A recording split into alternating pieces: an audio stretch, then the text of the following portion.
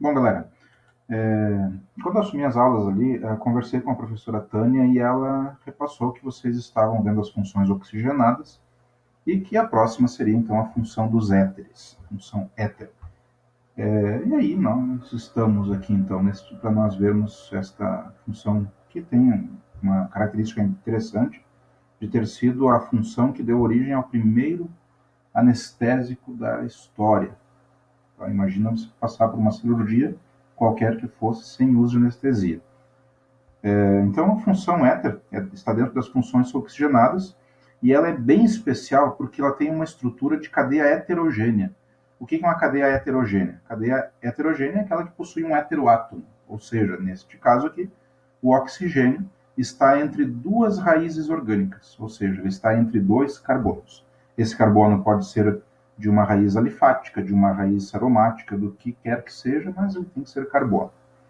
Ok? E ela, então, é uma cadeia que a gente determina como éter. Até o som da pronúncia já fica bem similar, né? Éter, heteroátomo e heterogêneo. Ok? Aqui nós temos uma imagenzinha de uma cadeia carbônica em que o oxigênio está representado por vermelho ali, e os carbonos são esses cinzas, os hidrogênios os branquinhos, tá? E o que a gente pode falar um pouquinho mais ainda sobre os éteres? Que eles têm algumas propriedades que são muito importantes, tá? Então, primeira coisa, são moléculas angulares, então ela tem a presença do oxigênio ali, como a gente já viu, e o oxigênio, na distribuição eletrônica dele, ele acaba tendo 6 elétrons na camada de valência. E esses 6 elétrons, quando você visualiza a distribuição eletrônica dele, você vai perceber que desses 6 elétrons, 4 deles formam dois pares que não fazem ligação. E essa existência desse par de elétrons que não faz ligação é isso que a gente chama de VESPER, VSEPR, mas pronuncia-se VESPER, que é sobre uma teoria que fala sobre o par de elétrons da camada de valência que acabam gerando uma certa repulsão entre as ligações. É por isso que o ângulo da molécula de água é de 105 graus. Então, o oxigênio, em geral, ele tem o mesmo ângulo. Tá? E aí, o que acontece ali? Que como ele tem esse ângulo, a molécula ela vai apresentar um momento dipolar diferente de zero. Não sei, acredito que vocês já devam ter visto sobre momento de dipolo, polaridade de moléculas e tal. E aí a gente tem esse momento de polar diferente de zero. Isso dá origem, então, a moléculas polares, moléculas que possuem polos positivos e negativos. E toda molécula polar que não apresenta hidrogênio ligado ao oxigênio, ao flúor ou ao nitrogênio, são moléculas que apresentam interações intermoleculares do tipo de polo permanente. Ou seja, ela possui polos, ela tem polaridade, mas essa polaridade não é tão forte quanto as ligações de hidrogênio, apenas existe. E aí o que acontece? Que essas substâncias, elas têm um ponto de fusão e ebulição mais alto do que as moléculas apolares, que apresentam o dipolo induzido, também chamado de dipolo instantâneo, forças de Van der Waals, forças de dispersão de London, né, tem diversos nomes, que são aquelas interações existentes, por exemplo, em gases, gás oxigênio, gás nitrogênio, se elas apresentam dipolo muito fraco, dipolo instantâneo. Esse dipolo permanente, ele já é um pouquinho mais forte. E essa força vai fazer com que éteres de 3, 4, até mesmo de 2 carbonos, mas no máximo 4 carbonos, sejam gases. Acima de 4 carbonos, com 5, 6 carbonos, eles passam a ser líquidos bastante voláteis. Eles têm alta pressão de vapor. São líquidos que evaporam fácil. Tá? Lembrando que normalmente aquilo que a gente sente odor, sente o cheiro, são substâncias que têm uma alta pressão de vapor. Gasolina, o chulé do amiguinho, essas coisas assim são substâncias. Né? O odor que a gente sente são substâncias com alta pressão de vapor. Ok? E aí, eu falei antes ali sobre anestesia. Vamos assistir um videozinho aqui.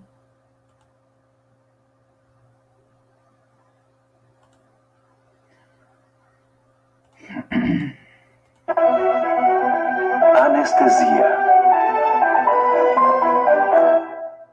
Muito bem, Sr. Monet. Segure-o. Apesar das primeiras grandes descobertas sobre a anatomia humana terem permitido que os médicos salvassem mais vidas, elas não ajudaram muito a diminuir a dor. Sem a anestesia, as cirurgias eram um pesadelo de olhos abertos. Os pacientes eram subjugados ou amarrados a uma mesa. Os cirurgiões trabalhavam o mais rápido que podiam. Quanto antes o tormento acabasse, melhor. Em 1811, uma mulher descreveu seu suplício. Quando o terrível aço foi cravado, cortando através de veias, artérias, carne, nervos, ninguém precisou me dizer para não conter meus gritos. Dei um grito que durou o tempo todo, tão torturante era a minha agonia. A cirurgia era um último recurso. Muitas pessoas simplesmente preferiam morrer a serem cortadas pelo bisturi do cirurgião. De acordo com a doutora Harden, durante séculos, vários medicamentos foram utilizados para ajudar a aliviar a dor durante as cirurgias. Alguns, como o ópio ou um extrato da raiz da mandrágora, eram narcóticos. A partir de 1840, vários indivíduos abriram o caminho para descobrir anestésicos mais eficientes. Em Boston, 2 dentistas que se conheciam, Horace Wells e William Morton, e na Geórgia, o médico de uma cidade pequena, chamado Crawford Long. Eles fizeram experiências com 2 substâncias químicas que teriam o poder de reduzir a dor: o óxido nitroso, ou gás hilariante, e o éter, uma mistura líquida de álcool e ácido sulfúrico. Mas quem descobriu a anestesia ainda é uma questão polêmica. Todos os 3 doutores reivindicam sua descoberta. Uma das primeiras demonstrações públicas de anestesia ocorreu em 16 de outubro de 1846. William Morton já fazia experiências com éter há meses, tentando encontrar uma dosagem que permitiria ao paciente ser submetido a uma cirurgia sem sentir dor. Com um dispositivo especial que havia criado, ele realizou uma demonstração diante de uma plateia de cirurgiões e estudantes de medicina de Boston. Ele administrou éter em um paciente que estava prestes a ter um tumor removido do pescoço. Morton aguardou. O cirurgião fez a primeira incisão.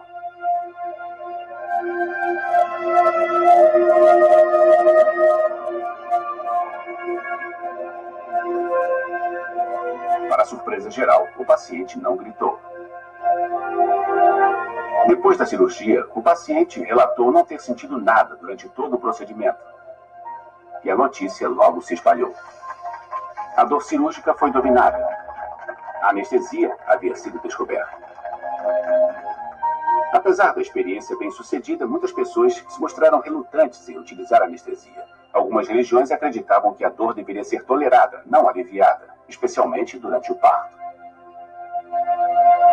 A Rainha Vitória desempenhou um papel nesta história. Em 1853, ela estava dando à luz ao príncipe Leopold, quando pediu e recebeu o clorofórmio. E então a rainha descobriu que aquilo aliviava a dor do parto. E pouco depois, as mulheres em geral diziam: acho que quero clorofórmio também. Se é bom para a rainha, também é bom para mim.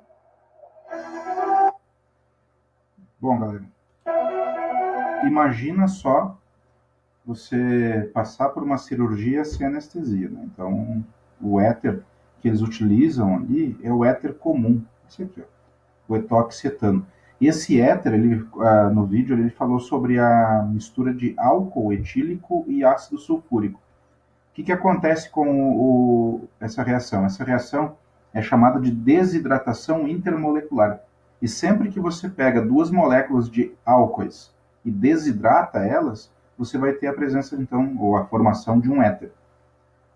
Se a gente pegar aqui esse éter comum, que ele cita ali no vídeo, e você pega 2 carbonos de um lado, oxigênio, 2 carbonos do outro. Eu vou utilizar a caneta aqui.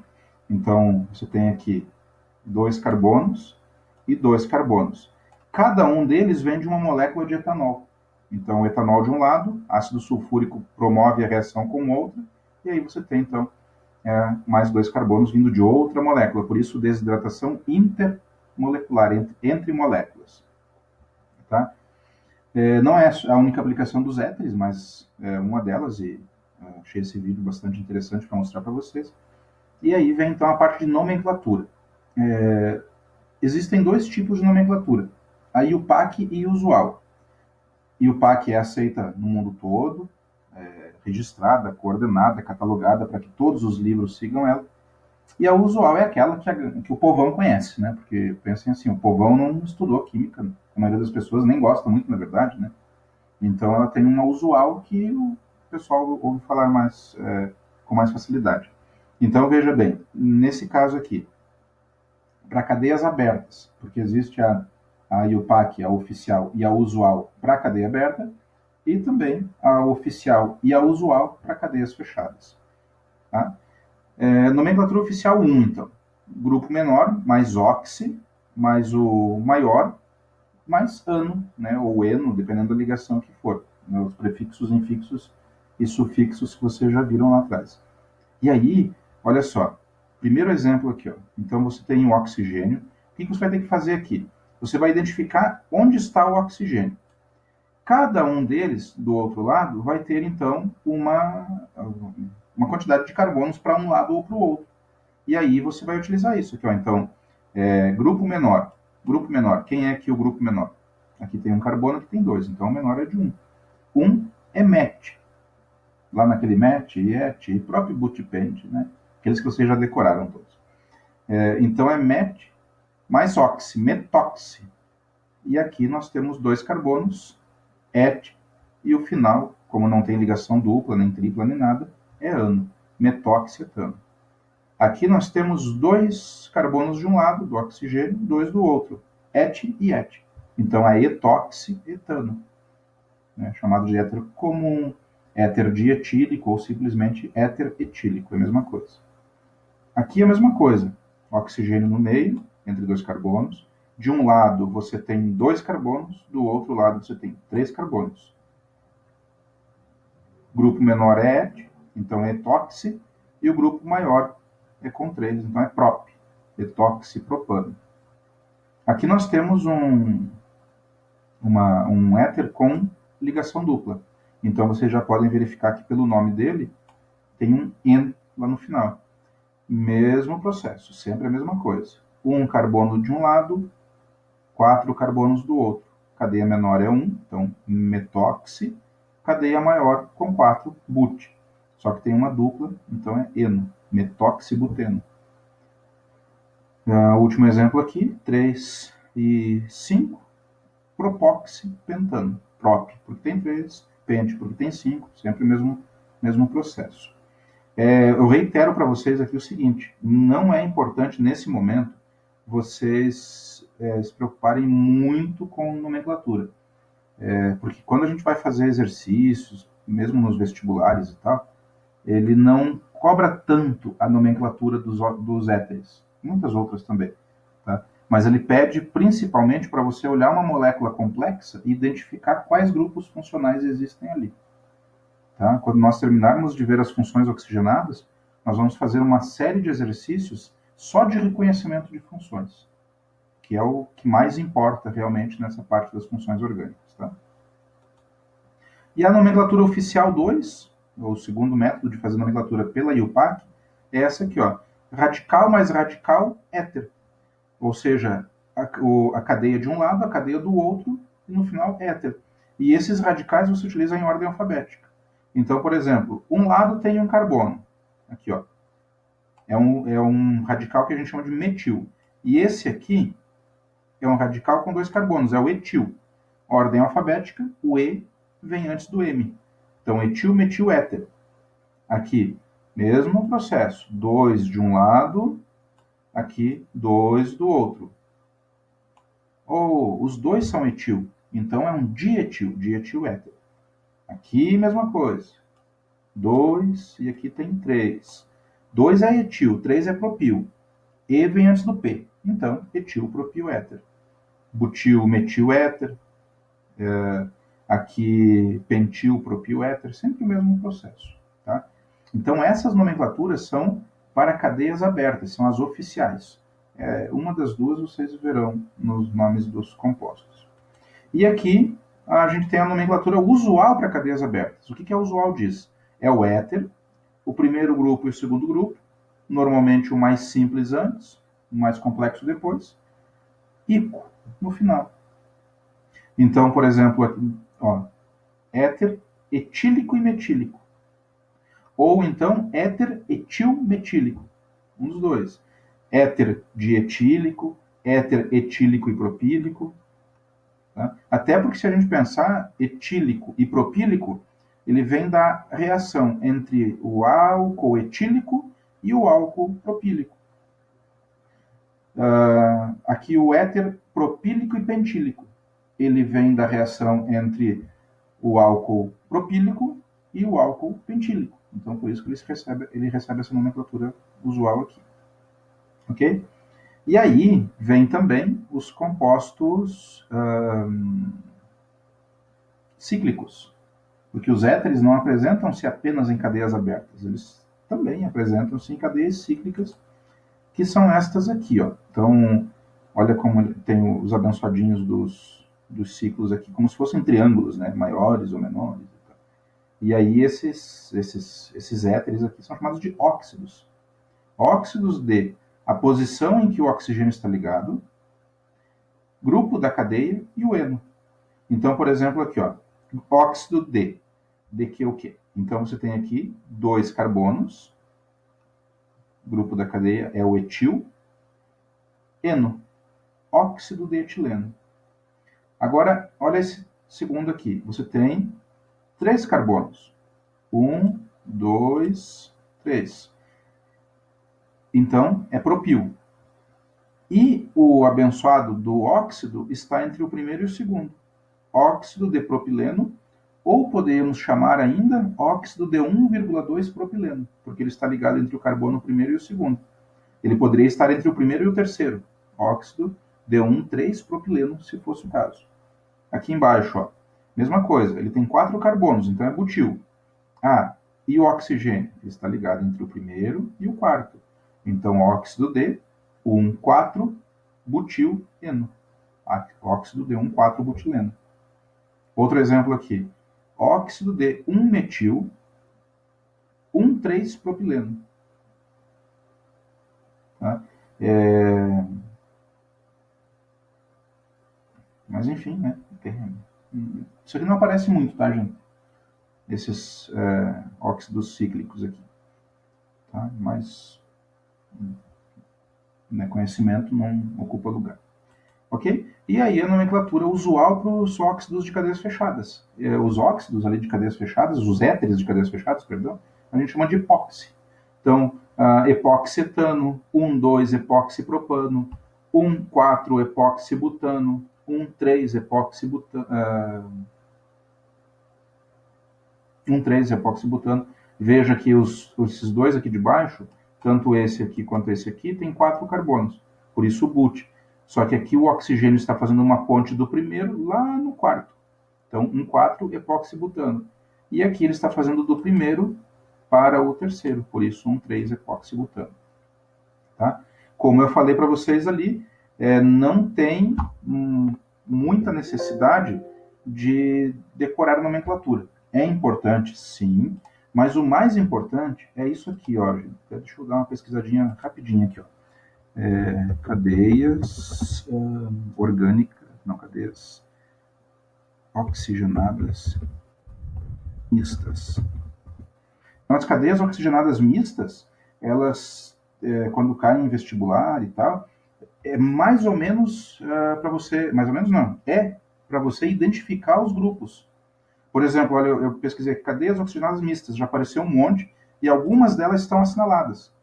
Então, por exemplo, você tem aqui, ó, presença de éter, aqui tem álcool, aqui tem fenol, aqui tem cetona, aqui tem ácido carboxílico.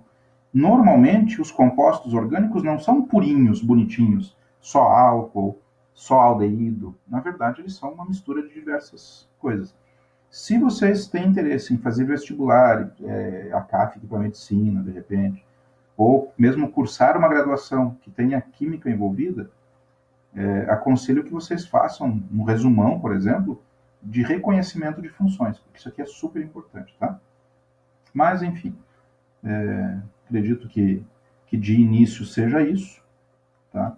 Se vocês tiverem alguma dúvida, por favor, entrem em contato e nós seguimos nosso estudo. Então, tem lista de exercícios por aí e para as outras semanas, outras funções. Então, a gente vai ver aí uma função a cada semana, a cada 15 dias, dependendo da complexidade da função orgânica. Tá, beleza? Um grande abraço, até mais.